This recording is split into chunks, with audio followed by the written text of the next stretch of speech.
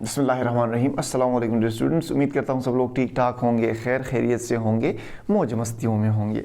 इस वीडियो में हम पढ़ने वाले हैं एक्सरसाइज यूनिट नंबर 13 बायोकेमिस्ट्री का। क्लास 10 की केमिस्ट्री यूनिट नंबर 13 बायोकेमिस्ट्री का एक्सरसाइज हम करने वाले हैं। इस चैप्टर की A to Z सारी वीडियोज़ हमने बनाई हुई हैं। अगर आपको इस चैप्टर के किसी भी टॉपिक में मसला हो तो सिर्फ आपने करना है कि मेरे चैनल के प्लेलिस्ट पे विजिट करना है, वहाँ पे मेरे चैनल पर विजिट करना है, वहाँ प्लेलिस्ट सेक्शन में चले जाना है। यूनिट नंबर 13 बायोकेमिस्ट्री के नाम से आपको एक प्लेलिस्ट मिल जाएगा, उस पे आपने क्लिक करना है और आपको इस चैप्टर की सारी वीडियोस आ जाएंगी। वहां आप आराम से इस चैप्टर की सारी वीडियोस देख सकते हैं। अगर आपको इस चैप्टर के किसी भी टॉपिक में मसला हो, carbohydrates, proteins, lipids, nucleic acids, किसी भी टॉपिक में मसला हो, वो सब मैंने वहाँ पे एक्सप्लेन किया हुआ है। अब इस वीडियो में हम पढ़ने वाले हैं इसके MCQs, इसके शॉर्ट क्वेश्चन और उसके वो लॉन्ग क्वेश्चंस जो उस प्लेलिस्ट में नहीं है, मतलब जो यूनिक हो थोड़े, जो मतलब कभी कभार क्वेश्चन को थोड़ा ट्विस्ट किया जाता है ना, जो इस चैप्टर में मौजूद ना हो, तो उस लॉन्ग क्वेश्चंस को हम करेंगे। हालांकि ज़्यादातर लॉन्ग क्वेश्चंस इस तरह होंगे कि जो हमने ऑलरेडी एक्सप्लेन किए हुए हैं, वो मैं आपको बताऊंगा कि आपने उस प्लेलिस्ट में जाना है और वहाँ पे आपको ये लॉन्ग क्वेश्चन मिल जाएगा, वो आपने करना है। बाकी MCQs शॉर्ट क्वेश्चंस हम पूरे के पूरे करने वाले हैं और लॉन्ग क्वेश्चंस भी हम करेंगे। आप डरे मत, बस आप हमें अपनी तवज्जो थोड़ी सी दीजिए। बाकी समझाने की, वीडियो को समझाने की गारंटी हम आपको देते हैं। मज़ा ना आए तो पैसे वापस, बात ख़त्म। अच्छा, आते हैं इसके MCQs की तरफ। The first MCQ is which of the following is disaccharides. देखिए, हमने कार्बोहाइड्रेट्स में मोनोसैकेराइड्स, डायसैकेराइड्स, पॉलीसैकेराइड्स का कॉन्सेप्ट पढ़ा था। मोनोसैकेराइड में सिंगल शुगर यूनिट होता है, डायसैकेराइड में 2 शुगर यूनिट्स होते हैं। अब हमें कहा गया है कि इस गिवन ऑप्शन में कौन सा डायासैकेराइड है। Glucose and fructose are monosaccharides, starch is the example of polysaccharides, sucrose on the other hand is disaccharides. So MCQs number 1 का जो करेक्ट ऑप्शन है वो है ऑप्शन सी, सक्रोज। सक्रोज हमारे पास डायसैकेराइड्स है। ओके, ये 2 शुगर यूनिट से बना होता है।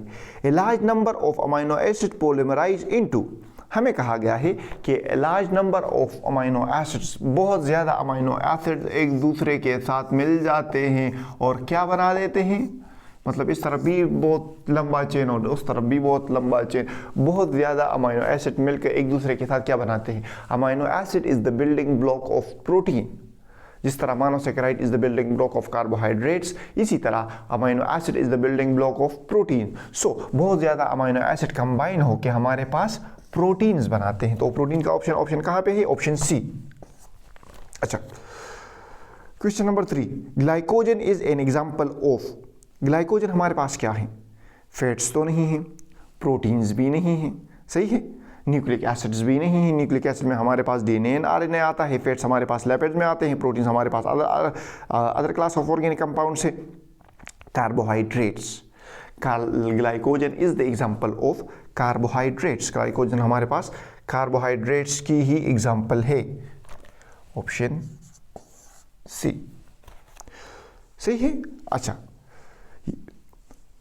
क्वेश्चन नंबर 4, MCQ नंबर 4 की तरफ आते हैं। Deficiency of vitamin A causes. हमने जब हम विटामिन A की मतलब सोर्सेज, यूजेस और डिफिशियंसीज पढ़ रहे थे, तो हमने कहा था कि विटामिन A हमारे पास आइज एंड स्किन में यूज़ होती हैं। तो इसकी डिफिशियंसी जो प्रॉब्लम्स काज करेंगी वो आइज में करेंगी और स्किन में करेंगी। सो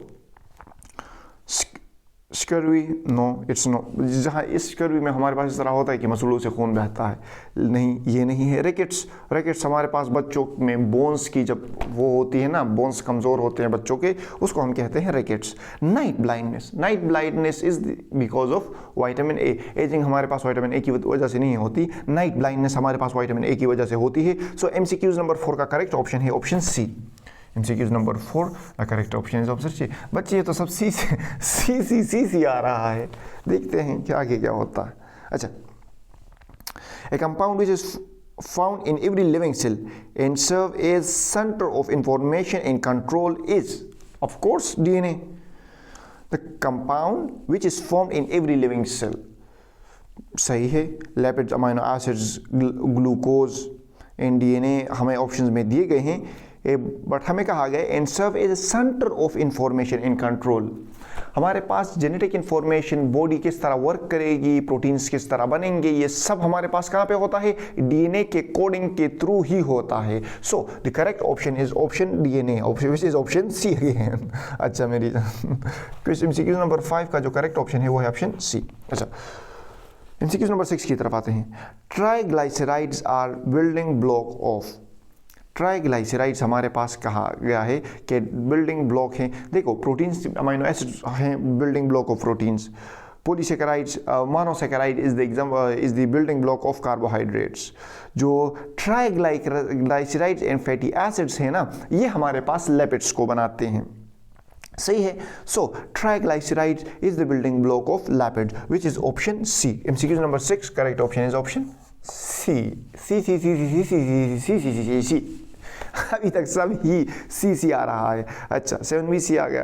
तो वैसे ये इसमें आता है हाँ, है ना, आप एमसीक्यू वो पेपर में जाके आंखें बंद करके सब सी सी लिख लो, सभी गलत हो जाएगा। इत्तेफाक की बात है, यहाँ पे सब सी सी आ रहा है। Sugars are polyhydroxy derivatives of, हमें कहा गया है कि जो शुगर होते हैं they are polyhydroxy derivatives of, जो शुगर्स होते हैं जिस तरह हमारे पास फ्रक्टोस हो गया, ग्लूकोस हो गया, सक्रोस हो गया, ये हमारे पास पॉलीहाइड्रोक्सी होते हैं। किस चीज़ के? Alkyl halide no, aldehydes no, ketones no, aldehydes and ketones yes, aldehydes and ketones. Sugar are polyhydroxy derivatives of aldehydes and ketones which is option D. देखिए हमने जो ग्लूकोज का स्ट्रक्चर पढ़ा था, ग्लूकोज के स्ट्रक्चर में हमने 1 2 3 4 5 6 1 2 3 4 5 6 इतने कार्बन। सो जो ग्लूकोज है वो हमारे पास अल्डिहाइडिक फंक्शनल ग्रुप आता है, इसमें पॉलीहाइड्रोक्सी H और OH, इसी तरह OH और H, यहाँ पे CH2OH, ये एक साइड पे OH हो, H हो, OH हो, इस तरह है इस पे। ये पता नहीं स्ट्रक्चर तो मैं भी इतना वो ख़ास नहीं कर सकता, शायद इसमें कुछ गलतियाँ हों, लेकिन आपको ये आइडिया देना है कि ये अल्डिहाइडिक फंक्शनल ग्रुप है। पॉलीहाइड्रोक्सी है 1 2 3 4 5 और 1 2 3 4 5 6। सो पेंटाहाइड्रोक्सी, और ये क्या है? अल्डिहाइडिक फंक्शनल ग्रुप है। इसी तरह CH2OH C double bond O और 1 2 3 4 5 1 2 3 4 5 and 6 CH2OH। इसी तरह OH H OH H। Structure में थोड़ी सी मतलब ये OH और H इस तरफ उस तरफ हो सकता है, लेकिन आपको आइडिया ये देना है कि ये जो शुगर्स है ना, ये ग्लूकोज है, ये फ्रक्टोज है। So glucose is polyhydroxy pentahydroxy 1 2 3 4 5 pentahydroxy aldehyde and इसमें अल्डिहाइडिक फंक्शनल ग्रुप है और ये कीटो फंक्शनल ग्रुप है। So in fructose is pentahydroxy 1 2 3 4 5 pentahydroxy ketone. So जो शुगर्स होते हैं वो पेंटाहाइड्रोक्सी जो वो पॉलीहाइड्रोक्सी, जो शुगर्स होते हैं वो या तो पॉलीहाइड्रोक्सी अल्डिहाइड्स होंगे या पॉलीहाइड्रोक्सी कीटोन्स होंगे। So the sugars are polyhydroxy derivatives of aldehydes and ketones which is option D। बदल गया, शुगर है, ट्रेंड बदल गया, यहाँ पे D नहीं आया, C नहीं आया, D आया। अच्छा अब आते हैं 8 नंबर पे। Peptide linkage is present in, peptide linkage जिस तरह कार्बोहाइड्रेट्स में जो है ग्लाइकोसाइडिक लिंकेज होती है, इसी तरह प्रोटीन्स में हमारे पास amino acids through peptide linkage जुड़े होते हैं। So peptide linkage is present in proteins. The correct option is MCQ number 8। The correct option is option, the correct option is option what? Protein कहाँ पे है? Protein कौन से option पे? बताओ बताओ बताओ। ऑप्शन सी पे बहुए। फिर सी आ गया। अच्छा, question number 9, MCQs number 9, plants convert glucose into, plants हमारे पास ग्लूकोज किस चीज़ पे कन्वर्ट करते हैं? प्लांट्स हमारे पास ग्लूकोज कन्वर्ट करते हैं अमीनो एसिड में, तो कन्वर्ट ही नहीं कर सकते। Amino acid is a building block of protein, lipids एक अलग क्लास ऑफ कार्बोहाइड्रेट से, प्रोटीन्स अलग क्लास ऑफ कार्बोहाइड्रेट, जो ग्लूकोज है वो कन्वर्ट होगा स्टार्च में। स्टार्च भी हमारे पास एक जिस तरह हमने कहा था कि मोनोसैकेराइड्स, डाइसैकेराइड्स और polysaccharides, so starch is a polysaccharide. So बहुत ज़्यादा ग्लूकोज कंबाइन हो जाते हैं, एक पॉलीसैकेराइड यूनिट बना देते हैं प्लांट्स में, जिसे हम स्टार्च कहते हैं। So plant converts glucose into starch. The correct option is option D. सही है। अच्छा, all are present in DNA except, DNA में सब कुछ प्रेजेंट होता है एक्सेप्ट, देखिए आप डीएनए के स्ट्रक्चर को देख लें, ये डीएनए का स्ट्रक्चर है, 5 कार्बन शुगर होता है, लेकिन इसमें डीऑक्सीराइबोज होता है। ये यहाँ पे फॉस्फेट ग्रुप प्रेजेंट होता है और यहाँ पे नाइट्रोजीनियस बेस प्रेजेंट होती है, adenine, guanine, thymine and cytosine. सही है। ये 5 कार्बन शुगर जो है ये डीऑक्सीराइबोज होता है, इसीलिए जो हम कहते हैं डीऑक्सी, ये जो डी है ना, it stand for deoxyribose in nucleic acid. So ये जो 5 कार्बन शुगर है इट इज डीऑक्सीराइबोज शुगर, जो आरएनए में है ये का 5 कार्बन शुगर राइबोज शुगर होता है। सही है। तो शुगर में डीऑक्सीराइबोज शुगर होता है, यस, राइबोज शुगर नहीं होता। नाइट्रोजीनियस बेस भी इसमें प्रेजेंट है और फॉस्फेट ग्रुप भी इसमें प्रेजेंट है, लेकिन इसका जो शुगर है वो राइबोज शुगर नहीं होता। Are are present in DNA except ribose sugar. So the correct option is option B. MCQs number 10, option B. हमने एमसीक्यूज कर लिए, अब जल्दी से आते हैं शॉर्ट क्वेश्चंस पर, फिर भाग के जाते हैं लॉन्ग क्वेश्चंस पर। कहीं मत जाइएगा, इसे साफ करते हैं मेरी जान। अब आते हैं शॉर्ट क्वेश्चंस की तरफ। Short question number 1 is differentiate between glucose and fructose. हमें कहा गया है शॉर्ट क्वेश्चन नंबर 1 में कि आप ग्लूकोज और फ्रक्टोज के दरमियान आप डिफरेंस बताओ। तो देखिए, ग्लूकोज के स्ट्रक्चर को आप देख लें और फ्रक्टोज के स्ट्रक्चर को आप देख लें, आपको इनके दरमियान डिफरेंसेस का पता खुद ब खुद चल जाएगा। ये है ग्लूकोज का स्ट्रक्चर, इसका फार्मूला है C6H12O6। फ्रक्टोज का फार्मूला है C6H12O6। इन दोनों का फार्मूला सेम है, लेकिन इनके स्ट्रक्चर्स में डिफरेंस है। देखिए, इसमें 6 कार्बन है, 1 2 3 4 5 6। फ्रक्टोज में भी 6 कार्बन है, 1 2 3 4 5 और 6। इसमें 12 हाइड्रोजन्स हैं, 3 2 3 4 5 6 7 8 9 10 11 12। इसमें भी 12 हाइड्रोजन है, 1 2 3 4 5 6 7 8 9 10 11 एंड 12। इसमें 6 ऑक्सीजन्स हैं, 1 2 3 4 5 एंड 6। इसमें भी 6 ऑक्सीजन है, 1 2 3 4 5 एंड 6। नंबर ऑफ एटम्स इनमें सेम है। अब इनके दरमियान डिफरेंस ये है कि इनकी अटैचमेंट डिफरेंट है। जो ग्लूकोज है ना, इसमें है अल्डिहाइड वाला functional group. Aldehyde functional group, इस वाले फंक्शनल ग्रुप को हम अल्डिहाइड फंक्शनल ग्रुप कहते हैं। फ्रक्टोज में है keto functional group, C double bond, और इस यहाँ पे भी कार्बन और यहाँ पे भी कार्बन मौजूद है, मतलब यहाँ पे भी अल्काइल ग्रुप, यहाँ पे भी अल्काइल ग्रुप, ये कीटो फंक्शनल ग्रुप है। तो ग्लूकोज में हमारे पास अल्डिहाइड वाला फंक्शनल ग्रुप होता है और फ्रक्टोज में हमारे पास कीटो फंक्शनल ग्रुप होता है। So we will define the glucose as pentahydroxyaldehydes and we will define fructose as pentahydroxyketone। pentahydroxy मतलब इसमें 5 हाइड्रोक्साइड ग्रुप हैं, 1 2 3 4 और 5। इसमें भी 5 हैं, 1 2 3 4 and 5। So it is pentahydroxyaldehyde and fructose is pentahydroxyketone।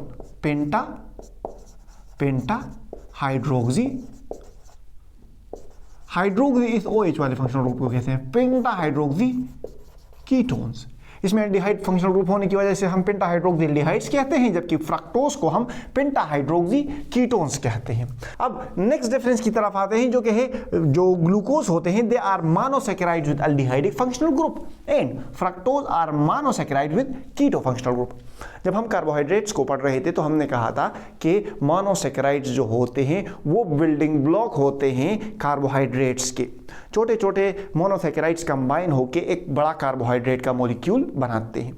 फिर हमने इसमें मोनोसैकेराइड्स, ओलिगोसैकेराइड्स और पॉलीसैकेराइड्स का कॉन्सेप्ट पढ़ा हुआ था। तो जो जिसकी फर्दर हाइड्रोलिसिस नहीं हो सकती, जो एक सिंगल यूनिट होता है, उसको हम मोनोसैकेराइड कहते हैं। तो ग्लूकोज भी मोनोसैकेराइड है और फ्रक्टोज भी मोनोसैकेराइड है।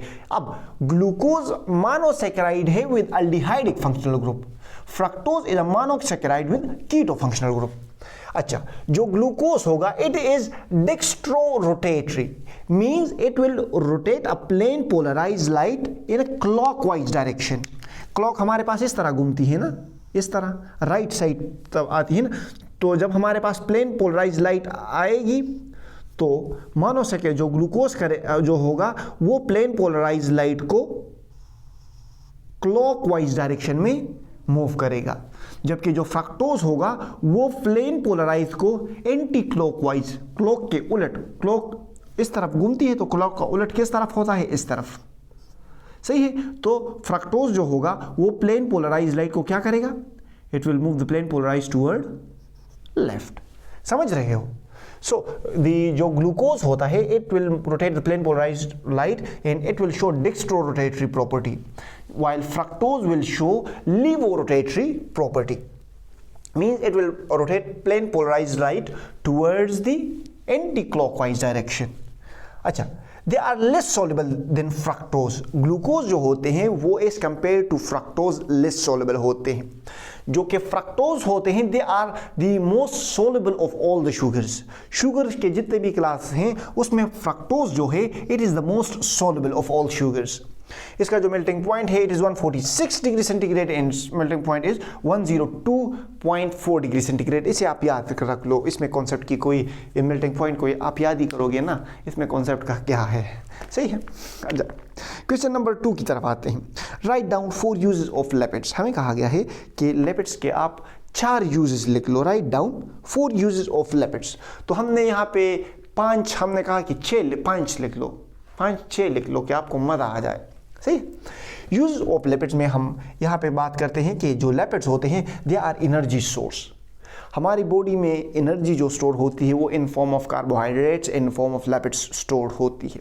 अब जो लिपिड्स होते हैं ये ज़्यादा क्वांटिटी में एनर्जी स्टोर करते हैं एज कम्पेयर टू कार्बोहाइड्रेट्स। सो हम कह सकते हैं जो एनर्जी सोर्स है, सो इसका जो फर्स्ट यूज है वो ये होगा कि lipids are the energy source. 1 gram of lipid produce 9.3 kilo calories of energy. Lipids हमारे पास एनर्जी सोर्स है और 1 ग्राम ऑफ लिपिड हमारे पास 9.3 kilo calorie of energy produce करता है। ये हमारे पास एनर्जी रिजर्वोयर है।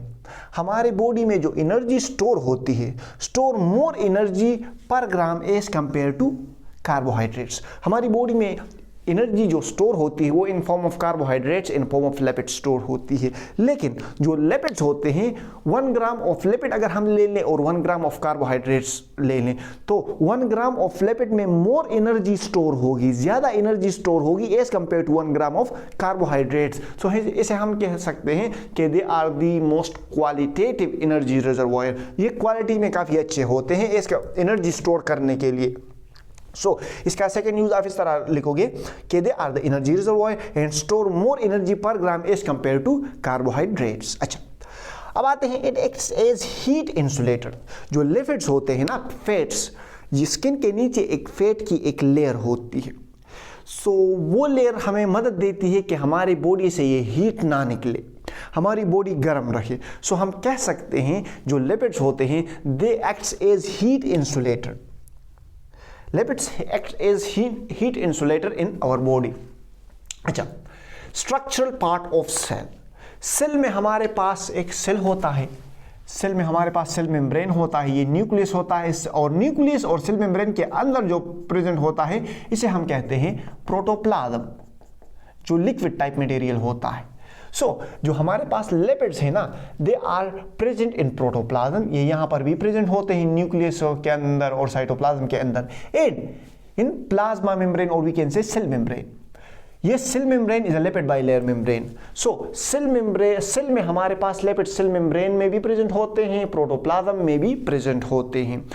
We can say that it is a structural part of cell. अच्छा, डिसॉल्व विटामिन्स, देखिए जब हम विटामिन्स पढ़ रहे थे तो उसमें हमने एक फैट सोल्युबल विटामिन्स पढ़े थे, एक वाटर सोल्युबल विटामिन्स पढ़ रहे थे। अब फैट्स क्या है हमारे पास, लिपिड क्या कहते हैं, लिपिड्स ही है ना।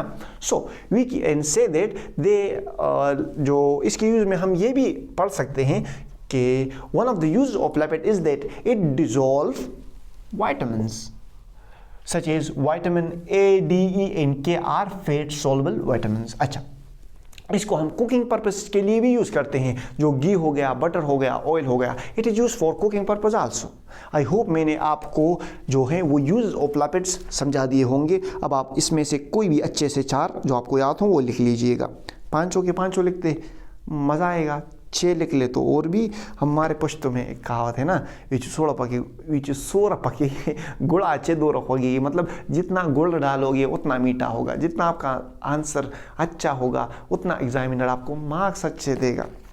लेकिन कोशिश करें कि टाइम को मैनेज रखें। इस तरह अक्सर स्टूडेंट इस तरह करते हैं कि 4 नंबर के सवाल के लिए 5 पेज लिख लेते हैं। अबे भाई 4 नंबर का सवाल है तो 4 नंबर लिखो ना। अब वहाँ पे जो 10 नंबर का लॉन्ग क्वेश्चन आता है उसको भी तो मैनेज करो ना। तो टाइम मैनेजमेंट काफ़ी अच्छी चीज़ है पेपर को अटेम्प्ट करने में। आपने जिस नंबर्स को देखना है कि इसके इतने नंबर हैं, फिर उन्हीं नंबर्स के मुताबिक आपने उसका आंसर लिखना है। सही है। अच्छा, ये तो ज्ञान की बातें हो गई। अब आते हैं काम की बात पर। Question number 3, how would you differentiate between simple and complex lipids. हमें कहा गया है कि सिंपल और कॉम्प्लेक्स लिपिड्स में आप किस तरह डिफरेंशिएट करोगे। देखिए, मैंने जो इस चैप्टर पर वीडियोस बनाई हुई हैं, आप प्लेलिस्ट सेक्शन में चले जाएं, वहाँ पर चैप्टर यूनिट नंबर 13 बायोकेमिस्ट्री के प्लेलिस्ट में चले जाएं, आपको इस चैप्टर की सारी वीडियोस मिल जाएंगी। अगर आपने वो वीडियोस देख ली ना तो आपको ये वाले क्वेश्चंस खुद ब खुद क्लियर हो जाएंगे। आपको फिर ये वीडियो देखने की ज़रूरत भी नहीं होगी अगर आपने मेरे वो सारे लेक्चर्स अटेंड किए हों अच्छे से। हमें कहा गया है कि differentiate between simple and complex lipids. जो सिंपल लिपिड्स होते हैं वो हमारे पास प्रोड्यूस करते हैं fatty acids which is R3 double bond O in OH, which is basically carboxylic acid, which produce fatty acids and alcohol on hydrolysis। हमारे पास simple lipids वो होते हैं जो हमारे पास फैटी एसिड्स और अल्कोहल प्रोड्यूस करते हैं अपॉन हाइड्रोलिसिस। हाइड्रोलिसिस हम जब किसी मॉलिक्यूल में बॉन्ड टूट जाता है with the help of water molecule किसी मॉलिक्यूल के दरमियान बॉन्ड को तोड़ देता है, उसको हम कहते हैं hydrolysis. Hydro mean water, lysis mean break down because of water. अच्छा, सिंपल लिपिड्स हमारे पास फैटी एसिड और अल्कोहल प्रोड्यूस करते हैं हाइड्रोलिसिस पर। इसको हम ट्राइग्लाइसराइड्स भी कहते हैं। मैंने आपको एक ट्राइग्लाइसराइड का स्ट्रक्चर ड्रा किया हुआ था। यहाँ पर तो जगह नहीं है, पर यहाँ पर शायद आपको समझ आ गए। RCH2OH CH2OH और CH2OH, ये ग्लाइसरोल का मॉलिक्यूल है। अल्कोहल है ये। तो इसके साथ एक और फैटी एसिड कंबाइन हो जाता है, जो कि मैंने आपको बताया कि इसका फार्मूला है R3 डबल बॉन्ड O। ये 3 मॉलिक्यूल इसके साथ कंबाइन हो जाते हैं, हमारे पास ट्राइग्लाइसराइड्स बनाते हैं। अब इसकी जब हम हाइड्रोलिसिस करते हैं तो वापस हमारे पास यही अल्कोहल प्रोड्यूस होगा और यही फैटी एसिड प्रोड्यूस होगा। सिंपल लिपिड्स हमारे पास ऐसे लिपिड्स होते हैं जो कि हमारे पास फैटी एसिड्स और अल्कोहल प्रोड्यूस करते हैं अपॉन हाइड्रोलिसिस, जबकि जो इसको हम ट्राइग्लाइसराइड भी कहते हैं। कॉम्प्लेक्स लिपिड्स हमारे पास वो लिपिड्स होते हैं which produce fatty acids and alcohol and some other substances on hydrolysis. जो हमारे पास फैटी एसिड्स और अल्कोहल तो प्रोड्यूस करते हैं, लेकिन इनके साथ साथ हमारे पास अदर सब्सटेंसेस भी प्रोड्यूस करते हैं, such as phosphates, sulphates. Okay, इसके हमारे पास एग्जांपल्स हैं sulpholipids, phospholipids, glycolipids are the example of complex lipids. So simple सी बात यह है कि सिंपल लिपिड्स हमारे पास फैटी एसिड्स और अल्कोहल प्रोड्यूस करते हैं हाइड्रोलाइसिस पर, और कॉम्प्लेक्स लिपिड्स हमारे पास फैटी एसिड्स, अल्कोहल के साथ साथ कुछ अदर सब्सटेंसेस भी प्रोड्यूस करते हैं, सच एज फॉस्फेट्स, सल्फेट्स। इसके एग्जांपल्स हैं फॉस्फोलिपिड्स एंड सल्फोलिपिड्स एंड ग्लाइकोलिपिड्स। अच्छा, अब आते हैं डीनेचरिंग ऑफ प्रोटीन पर। Question number 4, what is mean by denaturing of protein? Denaturing of protein हम उसको कहते हैं जब प्रोटीन अपना स्ट्रक्चर, अपना असल स्ट्रक्चर खो दे और इस अपना फंक्शन भी खो दे। सो प्रोटीन का स्ट्रक्चर भी चेंज हो गया और प्रोटीन ने अपना फंक्शन भी लॉस कर लिया, तो इसको हम बेसिकली कहते हैं denaturing of protein. Denaturing of protein हमारे पास वो प्रोसेस होता है in which protein lose its 3D structure. Protein हमारे पास क्वाटरनरी, टर्शियरी, सेकेंडरी स्ट्रक्चर्स में मौजूद होता है। जब हमारे पास प्रोटीन अपना 3D स्ट्रक्चर, जो 3 डायमेंशनल स्ट्रक्चर है, वो लूज कर लेता है बिकॉज ऑफ हीटिंग। या तो हम इसे प्रोटीन को हीट कर लेते हैं जिसकी वजह से हमारे पास वो अपना जो 3D स्ट्रक्चर है वो लूज कर लेता है, या इसको हम डाल लेते हैं एसिड और बेसिस या salts of mercury and silver. या तो हम इसे हीट दे देते हैं या इसके साथ हम एसिड ऐड कर लेते हैं, बेसिस ऐड कर लेते हैं, salts of mercury and silver add कर लेते हैं, जिसकी वजह से प्रोटीन अपना 3D स्ट्रक्चर लॉस कर लेता है, means quaternary, secondary and tertiary structure अपना लॉस कर लेता है। इसको बेसिकली हम कहते हैं डीनेचरिंग ऑफ प्रोटीन्स। अब आते हैं इसके इफेक्ट्स पर। प्रोटीन हमारे पास डीनेचर हो गया, इसके 3D स्ट्रक्चर, इसने अपना 3D स्ट्रक्चर लॉस कर लिया, तो इसका असर ये होगा कि it will lose its function too, ये अपना फंक्शन भी लॉस कर लेगा। अब हम ये ऑब्जर्व करेंगे कि जो प्रोटीन डीनेचर हो गया, अपना स्ट्रक्चर भी इसने लॉस कर लिया, फंक्शन भी लॉस कर लिया, अब या तो ये सख्त हो जाएगा या ये नीचे बैठ जाएगा, प्रिसिपिटेट कर जाएगा। आइदर इट विल कोगुलेट और प्रिसिपिटेट। इसकी सिंपल एग्जांपल है जब हम अंडे को उबालते हैं, अंडे में होता है प्रोटीन, वाइट में होता है प्रोटीन। सो जब हम इसे उबालते हैं तो वो अंडे का जो वाइट है और अंडे का जो जर्द है, जिसको हम योक कहते हैं, योक, सही है। So the egg white and yolk become hard and separate from each other. जो अंडे का सफ़ेदा है और जर्द है वो सख्त हो जाता है और कोगुलेट हो जाता है इनटू अ हार्ड मास। इसको हम बेसिकली कहते हैं डीनेचरिंग ऑफ प्रोटीन। अब इसको साफ करते हैं और बढ़ते हैं नेक्स्ट क्वेश्चन की तरफ। अब आते हैं क्वेश्चन नंबर 5 पर। How would you classify vitamins? हमें कहा गया है कि आप वाइटामिन्स को किस तरह क्लासीफाई करोगे। तो देखिए, वाइटामिन्स की अगर हम डिफिनीशन करें तो वाइटामिन्स हमारे पास ऐसे ऑर्गेनिक कंपाउंड्स हैं जो हमारी बॉडी के लिए नेसेसरी होती हैं। इनकी डिफिशिएंसी से हमारी बॉडीज़ में डिफरेंट डिजीज़ काज हो सकती हैं, लेकिन उनमें मसला ये होता है कि वो हमारी बॉडी खुद प्रिपेयर नहीं कर सकती, उन्हें हमें फूड सोर्सेज के थ्रू लेना पड़ता है। So vitamins can be defined as they are specific organic compounds required by our body to prevent various disease but can not be prepared by the body. This was the definition of vitamins. And how we will classify vitamins? We have classified vitamins into 2 types. One is fat soluble vitamins and other is water soluble vitamins. Fat soluble vitamins are those vitamins which are soluble in fats such as vitamin A, vitamin D, vitamin E and vitamin K. Water soluble vitamin हमारे पास ऐसे vitamin होते हैं जो हम water में dissolve कर सकते हैं।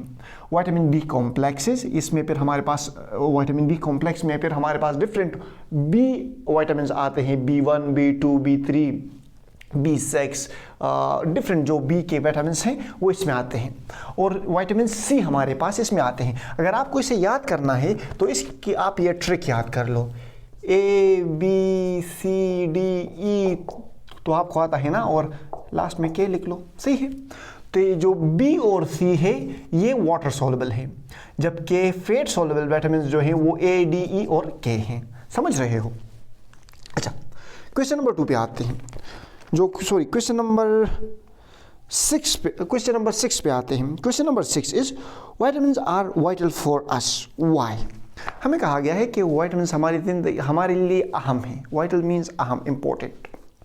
क्यों विटामिन्स हमारी ज़िंदगी में, हमारे बॉडी के लिए क्यों अहम है?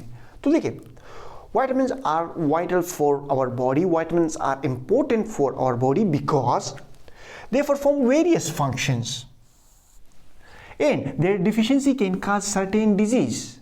विटामिन्स हमारी बॉडी में इसलिए अहम होते हैं क्योंकि ये हमारी बॉडी में डिफरेंट फंक्शंस परफॉर्म करते हैं और इनकी डिफिशियंसी से हमारी बॉडी में डिफरेंट डिजीज काज हो सकती हैं। एग्जांपल मैं देता हूँ आपको, विटामिन ए हमारे स्किन में और हमारी आईज में फंक्शन परफॉर्म करती हैं। अगर विटामिन ए की डिफिशियंसी हो तो हमारी स्किन ड्राई होगी, हमें नाइट ब्लाइंडनेस हो सकती है, हमें हमारी आइज की इरिटेशन हो सकती है। तो इनकी वो विटामिन ए कहाँ पर फंक्शन परफॉर्म कर रही हैं, स्किन में और आइज में, और इनकी डिफिशियंसी से कौन से डिजीज काज हो रहे हैं, स्किन में और आइज में। So vitamins are vital for our body because they perform various function and their deficiency can cause certain disease. मैंने आपको बताया कि जो आइज एंड स्किन है इसमें विटामिन ए फंक्शन परफॉर्म करती हैं। Healing of cuts, blood clotting में हमारे पास विटामिन सी फंक्शन परफॉर्म करता है। ग्रोथ ऑफ बोन्स में हमारे पास जो बॉडी की बोन्स की ग्रोथ होती है इसमें विटामिन डी जो हम सन से हासिल करते हैं वो फंक्शन परफॉर्म करता है। फर्टिलिटी में हमारे पास विटामिन ई फंक्शन परफॉर्म करता है। इनकी डिफिशियंसी से अगर ये विटामिन हमारे बॉडी में प्रेजेंट ना हो तो विटामिन ए अगर प्रेजेंट ना हो तो हमें नाइट ब्लाइंडनेस हो सकता है। अगर हम में विटामिन सी प्रेजेंट ना हो तो हमारी बॉडी में जो कट लगेगा ना तो उसकी हीलिंग आसानी से नहीं होगी, उससे ब्लड बहेगा ही बहेगा, और जब ज़्यादा ब्लड बह जाता है बॉडी से तो इस तरह के मेडिकल कंडीशंस को हम हीमोरेज कहते हैं। हमें हीमोरेज हो सकता है, ऑस्टियोमलेशिया और रिकेट्स जिसमें हमारी बॉडी के बोन्स कमज़ोर होते हैं, और स्टेरिलिटी भी हमारी बॉडी, अगर विटामिन ई हमारे पास ना हो तो ये हमारे पास स्टेरिलिटी भी काज कर सकता है। आई होप आपको समझ आ गया होगा। अच्छा, अब क्वेश्चन नंबर 7 की तरफ आते हैं। Write down the products of sucrose hydrolysis. हमें कहा गया है कि सक्रोज की हाइड्रोलिसिस जब होती है तो इसके आप प्रोडक्ट ड्रा कर लो। सक्रोज हमारे पास, सक्रोज का फार्मूला है C12H22O11। इसकी जब हम हाइड्रोलिसिस करते हैं, इसके दरमियान जब हम बोरॉन ब्रेक करते हैं with the help of water molecule, hydro means water, lysis mean break down, water molecule break down a bond in this compound. So जब हम सक्रोज की हाइड्रोलिसिस करते हैं तो हमारे पास 2 मोनोसैकेराइड्स यूनिट्स प्रोड्यूस होते हैं। एक होता है ग्लूकोज, दूसरा होता है फ्रक्टोज। ग्लूकोज हमारी बॉडी में जो होता है वो अल्डिहाइडिक फंक्शनल ग्रुप के साथ होता है, और कीटोन्स हमारी बॉडी में, फ्रक्टोज हमारी बॉडी में कीटो फंक्शनल ग्रुप के साथ होता है। इसकी डिटेल एक्सप्लेनेशन मैंने आपको क्वेश्चन नंबर 1 में दी थी कि glucose is monosaccharide with aldehydic functional group and fructose is monosaccharide with keto functional group. I hope मैंने आपके क्वेश्चंस का आंसर क्लियर कर दिया होगा। Question number 8, draw the general formula of amino acids, identify the different functions, different parts in functional groups present in it. हमें कहा गया है कि आप अमीनो एसिड का एक जनरल फार्मूला ड्रा करो और इसमें जो डिफरेंट फंक्शनल ग्रुप होते हैं और डिफरेंट पार्ट्स होते हैं इसके वो आइडेंटिफाई करो। मतलब ये कि अमीनो एसिड का जनरल फार्मूला लिख लो और उसे लेबल कर लो कि इसमें क्या क्या प्रेजेंट है। तो देखिए, ये है अमीनो एसिड का जनरल फार्मूला। इसमें एक कार्बन होता है जिसे हम कहते हैं सेंट्रल कार्बन। सेंट्रल कार्बन इसमें एक प्रेजेंट होता है जिसे हम अल्फा कार्बन कहते हैं। सेंट्रल कार्बन को हम अल्फा कार्बन कहते हैं, और हमें पता है कि कार्बन हमारे पास 4 बॉन्ड बनाता है, सही है। तो एक बॉन्ड ये हाइड्रोजन के साथ बनाता है और दूसरा बॉन्ड ये अल्काइल ग्रुप मतलब साइड चेन के साथ बनाता है। इसके एक साइड पर अमीनो फंक्शनल ग्रुप होता है जबकि दूसरे साइड पर कार्बोक्सिलिक फंक्शनल ग्रुप होता है। So this is the general structure of amino acid having central carbon called alpha carbon attached to 4 different atoms. On one side it is attached to hydrogen, on other side it is attached to long chain which is called side chain. This is what we call alkyl group. इसको हम amino group कहते हैं और इसको हम carboxylic functional group कहते हैं। I hope आपको क्वेश्चन का आंसर मैंने क्लियर कर दिया होगा। अच्छा, अब आते हैं क्वेश्चन नंबर 9 की तरफ। Briefly describe the sources and deficiencies symptoms of vitamin A. देखिए, हमें कहा गया है कि आप हमें डिस्क्राइब करो विटामिन ए के सोर्सेज और इसकी डिफिशिएंसीज। सो देखिए, हमने कहा था पहले ही पढ़ लिया था कि विटामिन ए हमारे पास स्किन में और आइज में फंक्शन परफॉर्म करता है। इसकी जो सोर्सेस हैं वो हो गया हमारे पास मिल्क, दूध, बटर जो मक्खन होता है, फिश ऑयल, एग्स, अंडे, फ्रूट्स, फ्रेश ग्रीन वेजिटेबल्स, ताज़ा सब्जियां नहीं, फ्रेश ग्रीन वेजिटेबल, ताज़ा सब्जियां, हाँ फ्रेश ग्रीन वेजिटेबल्स, सही है। अच्छा, इसकी डिफिशिएंसीज में हमारे पास नाइट ब्लाइंडनेस, मतलब नाइट ब्लाइंडनेस ऐसा केस होता है जिसमें आप रात के दौरान आप सही से देख नहीं पाते। इसका मतलब ये नहीं है कि आप रात को आपको बिल्कुल कुछ नहीं दिखता, पर आपको जो नॉर्मल पर्सन को जो दिखता है वो आपको नहीं दिखेगा, मतलब आपकी रात में नज़र कमज़ोर होगी। ये हमारे पास विटामिन ए की वजह से होता है। आपकी स्किन ड्राई होगी, आपके आईज में आप बर्निंग से सेंसेशन फील करोगे और आपकी ग्रोथ भी रुक सकती है, स्टंटेड ग्रोथ। अच्छा, क्वेश्चन नंबर 10 की तरफ आते हैं। Identify different sources of protein, also list 4 uses of protein. हमें कहा गया है कि identify different sources of protein, protein के डिफरेंट सोर्सेज बताओ और इसकी जो क्या कहते हैं जो 4 यूजेस है वो हमें बताओ। तो देखिए, प्रोटीन्स हम 2 ही सोर्सेज से ले सकते हैं, प्लांट्स एंड एनिमल्स। प्लांट्स जो सोर्सेज है वो पल्सेस, दालें हो गई, बीन्स, लोबिया हो गया, पीनट्स जो मूंगफली हो गई, पीस, मटर और सीरियल ग्रेन्स जो हमारे पास गल्ला जो अनाज होता है, गंदम और मकई, ज्वार हम कहते हैं। जैसे एनिमल्स में हमारे पास एनिमल के जो सोर्सेज हैं प्रोटीन के, वो हमारे पास मिल्क हो गया, दूध, अंडे, फिश मछली, मीट, गोश्त, बटर, मक्खन एंड योगर्ट। अब इसकी यूजेस क्या है बॉडी में? तो हमारे बॉडी में स्ट्रक्चरल फंक्शंस परफॉर्म करता है। प्रोटीन हमारी बॉडी के स्किन में प्रेजेंट होता है, हेयर्स में प्रेजेंट होता है, नेल्स में प्रेजेंट होता है, जानवरों के जो हॉर्न्स, सींग्स होते हैं उनमें, और हूफ्स जो मतलब आप वो घोड़े या उसके पाँव में वो जो नहीं होते, घोड़े के पाँव में या क्या कहते हैं उसे, भैंस के पाँव में जो चीज़ें होती हैं वो बुट सा लगा हुआ होता है, तो इसको हम हूप्स कहते हैं। अच्छा, ग्रोथ, ये हमारी फिजिकल और मेंटल ग्रोथ के लिए प्रोटीन्स लाजमी चीज़ है। ऑक्सीजन कैरियर, हीमोग्लोबिन जो होते हैं वो हमारे पास एज ऑक्सीजन कैरियर काम करते हैं।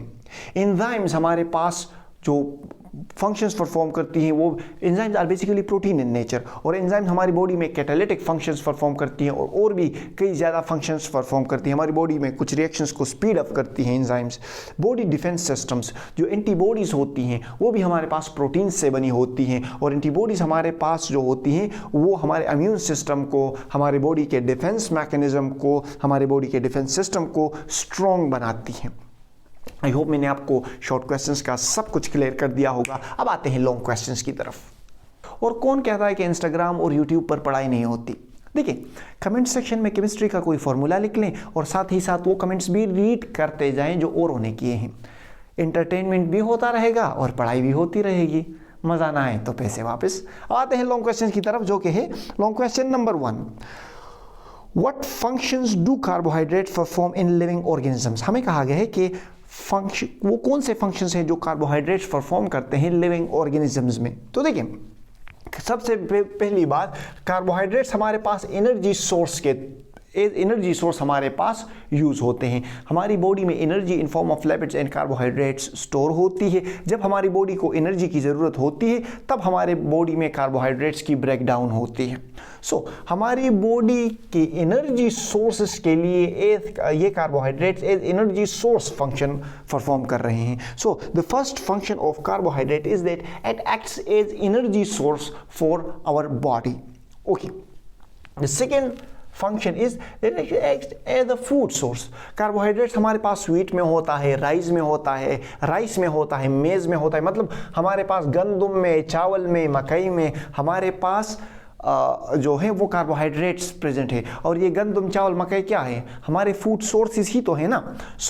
Carbohydrate acts as a food source in form of wheat, rice and मेज।